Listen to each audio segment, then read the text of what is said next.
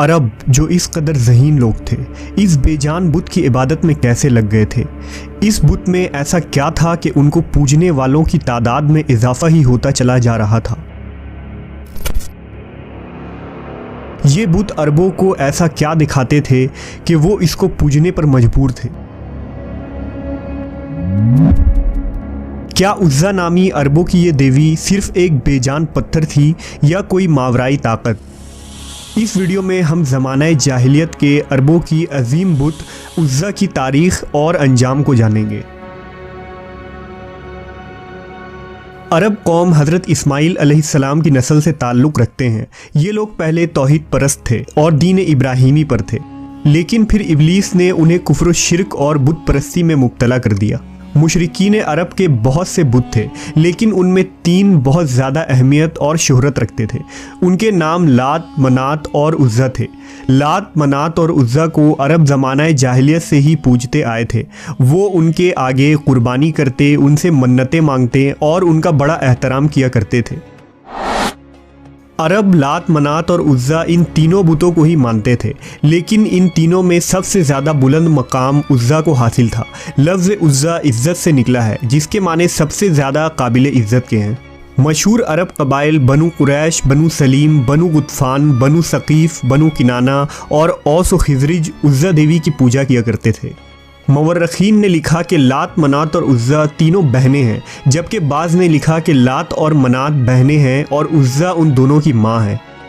मुशरिकीन के अकायद के मुताबिक लात अमन, खुशहाली, रहम और इंतकाम की देवी थी, जबकि मुसाफिर अपना सफ़र शुरू करने से कबल लात से अच्छे मौसम और हिफाजत के लिए दुआएं किया करते थे। लात के तमाम बुतों में देखा गया है कि उसके एक हाथ में खजूर की शाख होती है और वो एक शेर पर सवार रहती है, जिसे अरब असदुल लात कहते थे।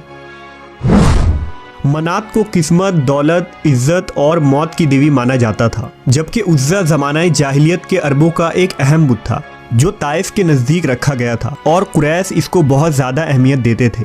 कुरैश खाना काबा के गिर्द तवाफ़ के वक्त भी इन बुतों का नाम लेकर नारा लगाते थे। दरअसल लात, मनात और उज़्ज़ा के 3 बुत खाना काबा में भी रखे हुए थे, लेकिन ये सिर्फ इलामती बुत थे। असल बुत जिनके मंदिर बने हुए थे वो ज़ाते अरक के इलाके में थे, जहाँ अरब के दूर दराज के इलाकों के लोग आकर उनकी पूजा किया करते थे और चढ़ावे चढ़ाते थे।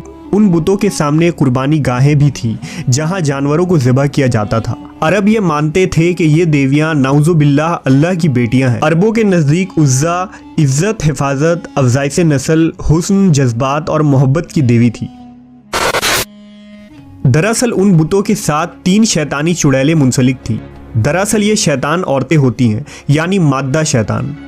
इन बुतों की देखभाल और लोगों को उनकी इबादत के तरीके सिखाने के लिए मंदिरों में पुजारी होते थे, जो लोगों को गुमराह करते और इसके अवज़ बुतों पर चढ़ावे की चीज़ों को खुद समेटते थे। उज़्ज़ा का ये बुत खराज नामी एक बस्ती में वाक़ था। ये एक शानदार मंदिर था।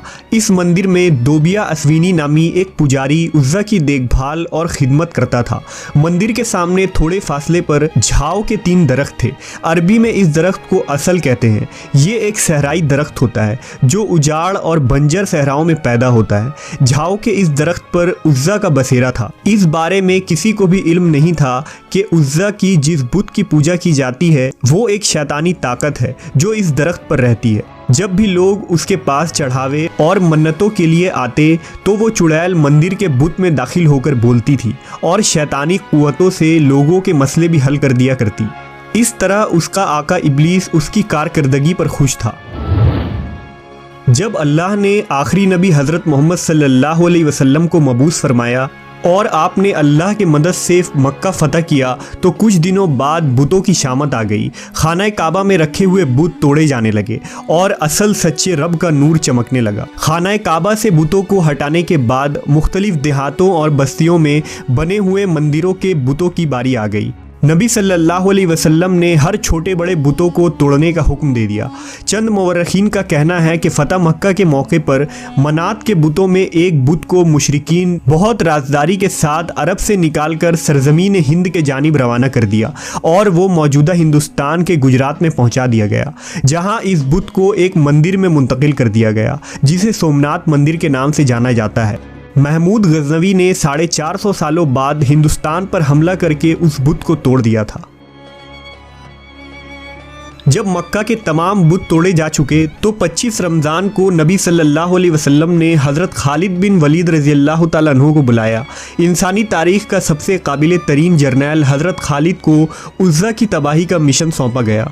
आप सल्लल्लाहु अलैहि वसल्लम ने हज़रत खालिद को हुक्म दिया कि वो उज़्ज़ा के मंदिर के करीब 3 झाव के दरख्तों में से एक को जाकर काट दे। लिहाजा आप हुक्म पाकर खिराज बस्ती में पहुँचे।